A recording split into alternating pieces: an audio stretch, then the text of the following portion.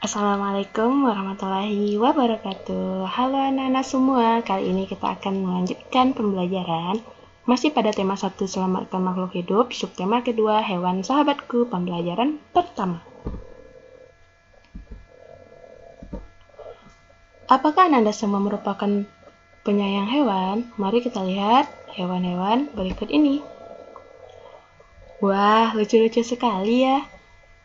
Tahukah Anda apa saja manfaat hewan bagi makhluk hidup? Seperti manusia, selain sebagai sumber makanan, hewan dimanfaatkan oleh manusia untuk hewan peliharaan. Nah, di berbagai negara, terutama di negara ASEAN, mereka juga memiliki hewan-hewan kebanggaan mereka, yang merupakan hewan yang bisa menjadi identitas negaranya. Contohnya adalah pertama, ini. Gajah putih. Gajah putih merupakan hewan yang dianggap suci oleh negara Thailand. Bahkan negara Thailand juga dikatakan sebagai negara gajah putih. Ini adalah hewan burung takur dan burung ini merupakan burung yang berasal dari Malaysia. Burung ini sangat dilindungi di Malaysia karena dikhawatirkan akan kepunahannya. Selanjutnya ini adalah ikan tuna. Ikan tuna merupakan kebanggaan dari Indonesia karena ikan tuna sangat berpengaruh pada perekonomian Indonesia. Ikan tuna menjadi kebanggaan pada sektor perikanan Indonesia karena ikan tuna sudah diekspor ke berbagai negara di dunia. Bagaimanakah cara hewan berkembang biak? Selain tumbuhan, hewan juga berkembang biak untuk mempertahankan keturunannya. Cara-caranya diantaranya ada yang pertama, ovipar. Ovipar merupakan hewan yang berkembang biak dengan cara bertelur. Contohnya yaitu ayam. Nah, kira-kira apalagi sih hewan yang berkembang biak dengan cara bertelur? Coba dipikirkan ya. Kita lanjutkan. Cara berkembang biak selanjutnya yaitu vivipar, yakni hewan yang berkembang biak dengan cara melahirkan. Contohnya sapi. Nah, sekarang pikirkan lagi. Hewan apa lagi nih yang berkembang biak secara vivipar? Kita lanjutkan.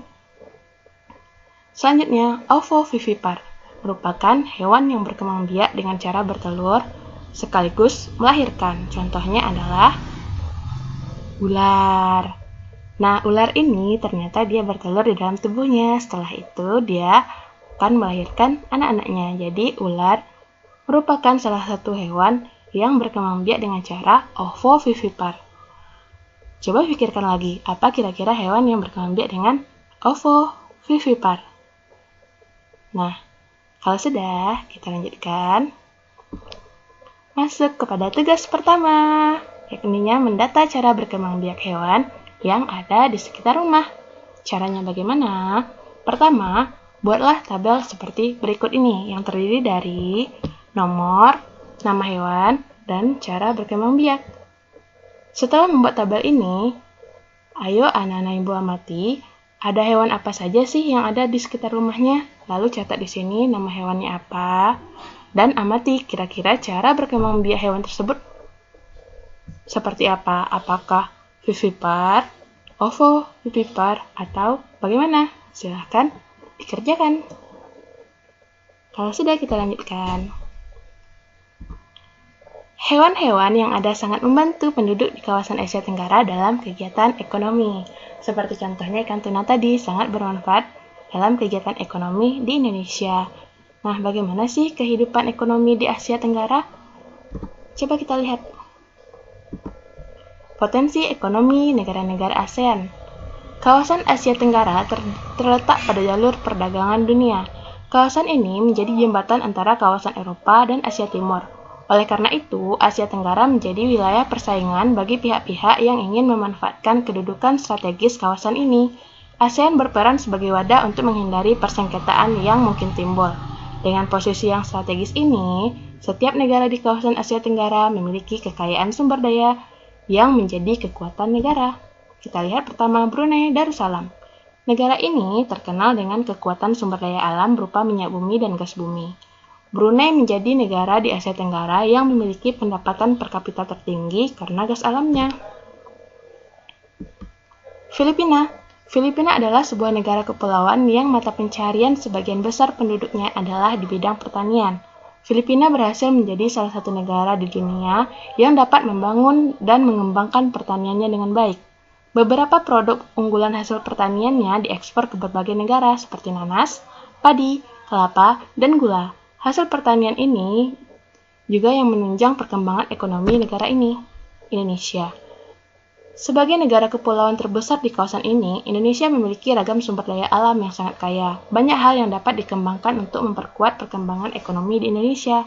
Saat ini, Indonesia mengekspor minyak dan gas bumi, tekstil, dan produk-produk dari kayu. Pertambangan menjadi salah satu pintu masuk bagi para pengusaha mancanegara ke Indonesia. Keindahan alam Indonesia merupakan daya tarik yang menjadi sumber devisa negara dari sektor pariwisata. Kamboja. Di Kamboja mengalir Sungai Mekong. Daerah di sekitar Sungai Mekong merupakan daerah yang subur.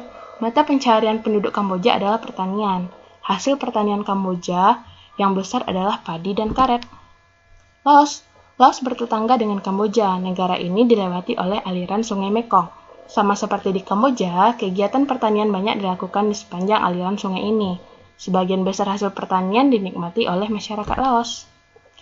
Untuk lebih jelasnya, bagaimana kehidupan ekonomi negara-negara di ASEAN lainnya, silahkan anak-anak ibu baca buku siswa tema 1 halaman 67 sampai dengan halaman 70.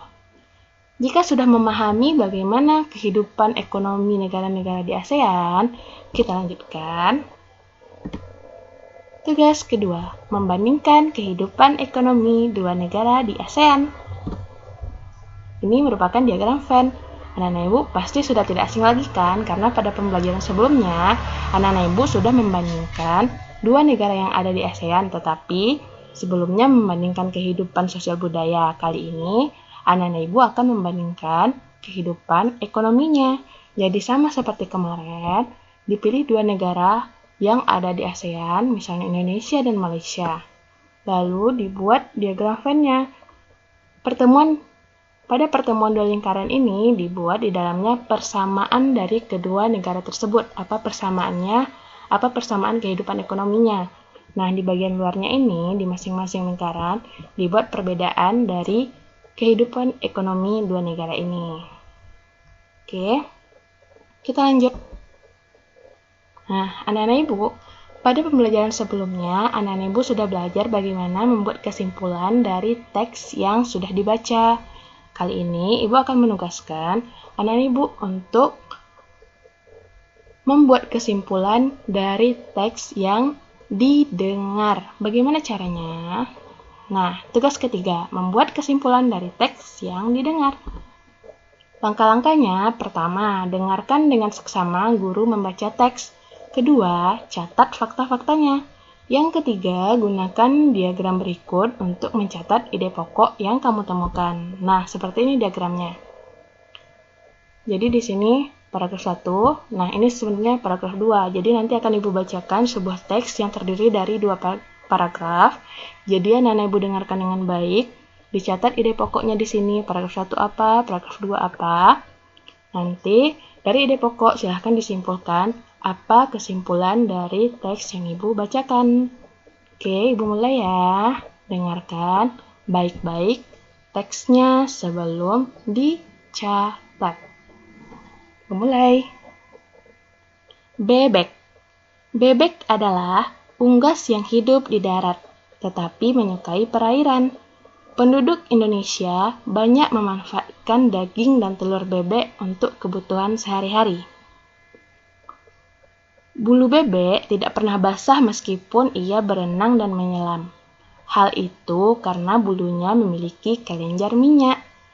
Lapisan minyak berguna untuk membuat suhu tubuh bebek tetap hangat di malam hari. Nah, itulah teks bacaan yang harus Ananda buat kesimpulannya dengan mencatat ide pokok pada diagram ini. Oke, kalau sudah paham, kita akhiri pembelajaran hari ini. Semangat dalam menyelesaikan tugas-tugasnya. Terima kasih atas segala perhatian. Terima kasih. Dan mohon maaf atas segala kekurangan.